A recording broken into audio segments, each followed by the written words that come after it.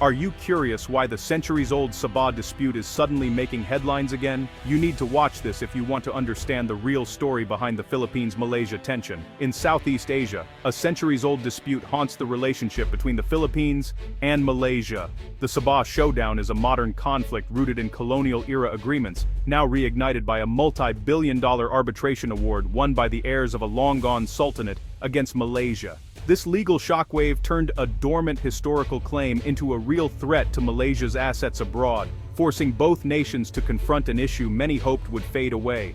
For the Philippines, Sabah is a matter of national honor and historical justice. For Malaysia, it's an inseparable part of its federation. The dispute is a complex puzzle of diplomacy, law, and national pride, with the voices of modern Sabahans and the growing influence of China adding new layers. As of November 2025, the ghost of North Borneo is more restless than ever, shaping the future of Southeast Asia. Understanding this dispute is key to understanding the region's path between old grievances and future cooperation. The Sabah dispute centers on a single word in an 1878 agreement between the Sultan of Sulu and British adventurers. The word, pajak, is the heart of the conflict. The Philippines says it means lease, Malaysia says cession. If it was a lease, sovereignty never left the Sultanate. If cession, the territory was permanently transferred. Malaysia's annual payment to the Sultan's heirs, continued until 2013, is seen by the Philippines as proof of a lease, but by Malaysia as a token for a completed cession. The British North Borneo Company governed the land, which later joined Malaysia after a referendum in 1963. This single word has created two irreconcilable histories, one of an ongoing lease, the other of a closed transaction. The annual payment remains a powerful symbol, fueling both sides' narratives. For the Philippines, it's evidence of an unbroken claim. For Malaysia, it's a gesture with no bearing on sovereignty. The meaning of pajak continues to divide two nations. The Philippine claim to Sabah is rooted in the legacy of the Sultanate of Sulu, which once ruled parts of the southern Philippines and North Borneo. Manila argues the 1878 agreement was a lease, not a sale, and that sovereignty was never transferred, only administrative rights. In the 1960s, the Philippines formally adopted the claim, asserting itself as the Sultanate's successor. The continued Malaysian payments are seen as implicit recognition of the lease. Philippine legal scholars argue that only sovereign states can transfer sovereignty, not private companies. For many Filipinos, the Sabah claim is about correcting a historical injustice and reclaiming a lost birthright. The issue is taught in schools and remains a recurring theme in politics, symbolizing national pride and identity. Letting go of the claim would mean abandoning a piece of the nation's history. Malaysia sees Sabah as a settled matter, anchored in self-determination. The 1878 agreement, in Malaysia's view, was a permanent cession, and the 1963 formation of Malaysia was validated by a referendum where Sabahans chose their future. The cobbled commission confirmed the people's will to join Malaysia, making any external claim an affront to their choice and national integrity.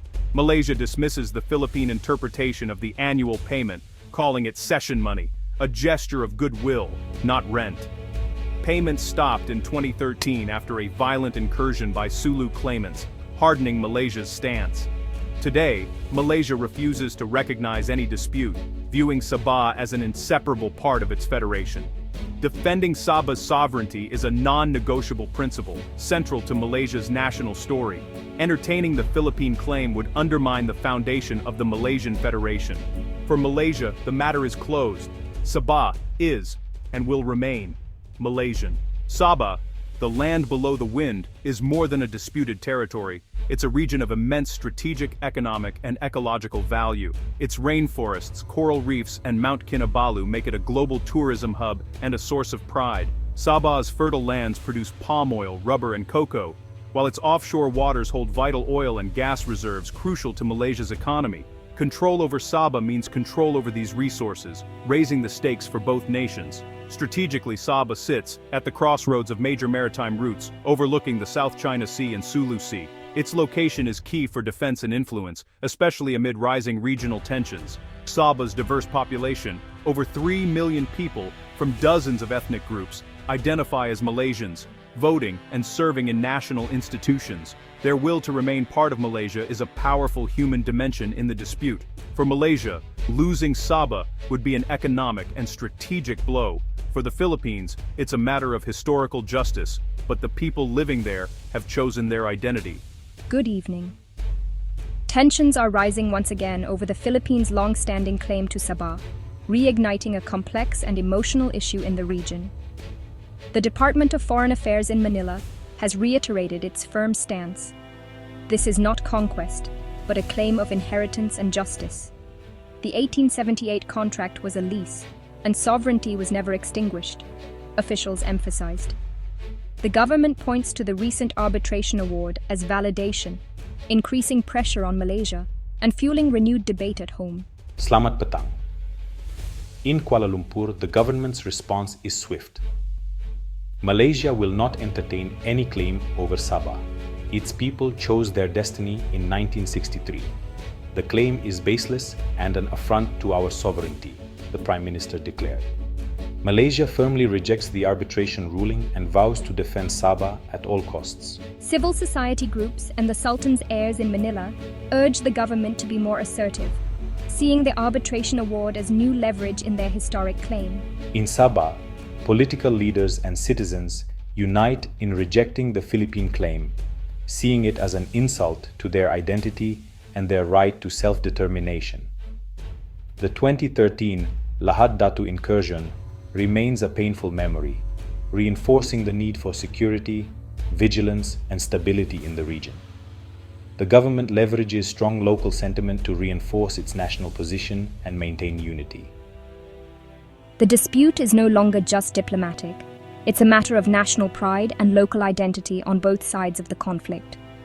For Sabahans, this is about their home and future, not just history or politics.